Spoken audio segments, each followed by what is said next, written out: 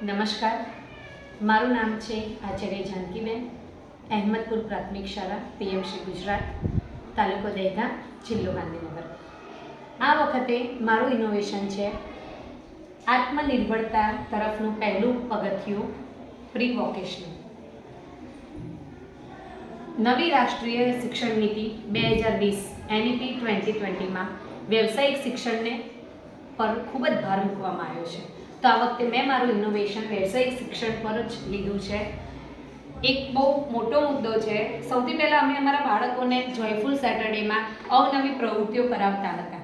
પછી ધીરે ધીરે વિચાર એવો આવ્યો કે જો આ પ્રવૃત્તિ અમે કરાવીએ છીએ, જેવી રીતે કે બોટલ રિસાયકલ કરીને અમે કાચની બોટલ પર ડેકોરેશન કર્યું છે, માટલા પર ડેકોરેશન કર્યું છે. તમે જોઈ શકો છો અવનવી બાળકોએ જાતે જ પોતાના હાથથી રબર બેન્ડ બનાવ્યા છે, જૂની બંગડીઓને રિસાયકલ કરી છે, બાળકોએ જાતે મટીરિયલ ભેગું કરીને તોરણ બનાવ્યા છે, વોલ પીસ બનાવ્યા છે, હેર પિન બનાવી છે, પેન્ટ સ્ટેન્ડ બનાવ્યા છે. ગામમાંથી આમળા પોતાના વૃક્ષો પરથી જઈને આમળા લઈને એને સૂકવી એનો પાવડર, લીમડાનો પાવડર, સરગવાનો પાવડર અને એનાથી વધારે લીમડાના સાબુ બનાવ્યા છે બાળકોએ, જેવી રીતે તમે જોઈ શકો છો.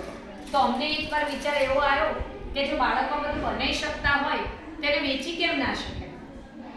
કારણ કે NEP 2020માં વોકેશનલ પર ખૂબ ભાર મૂકવામાં આવ્યો છે કે બાળક આત્મનિર્ભર બને.